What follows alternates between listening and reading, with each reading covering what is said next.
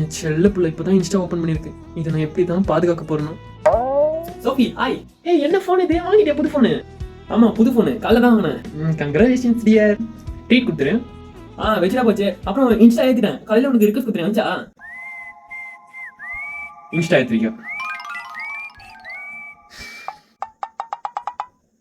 இங்க பாரு பாண்டி, இன்ஸ்டா ஏத்திட்டியா? அதோட நீ லவ் ஸ்டேட்டஸ் வருதா பாக்குறியா? அதை நீ ஷேர் பண்றியா இல்ல டேக் பண்றியா ஏதோ பண்றியா? அதோட நீ வச்சுக்கணும்.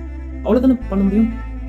பட் இங்க எவ்வளாச்சும் ஆடிட்டு இருப்பா, அவளுக்கெல்லாம் நீ லைக் போடுறது நான் பார்த்துட்டேன்.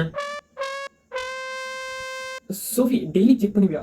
செக் இல்ல கண்ணா, நீ லைக் போட்டாவே லைக் போயின்னு வந்துடும். இன்ஸ்டாக்கு புதுசு வேற, அவ எப்படி எப்படியோ மெசேஜ் பண்ணுவா. சோஃபி கேர்ள்ஸ் எல்லாம் அதுல மெசேஜ் பண்ணுவாங்களா?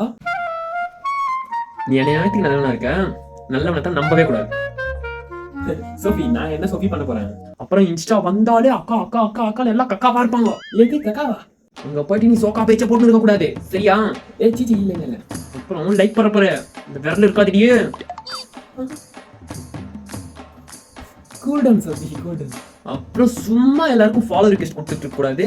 பாக்குறவ எல்லாம் இன்ஸ்டாகிராம் கேப்பா, எல்லார்கிட்டயும் ஐடி வாங்கிட்டு சிச்சி அந்த மாதிரிலாம் பண்ண மாட்டேன். எவ்வளவுக்காச்சும் நீ மெசேஜ் பண்றத பாண்டி நான் பாத்துட்டணும்.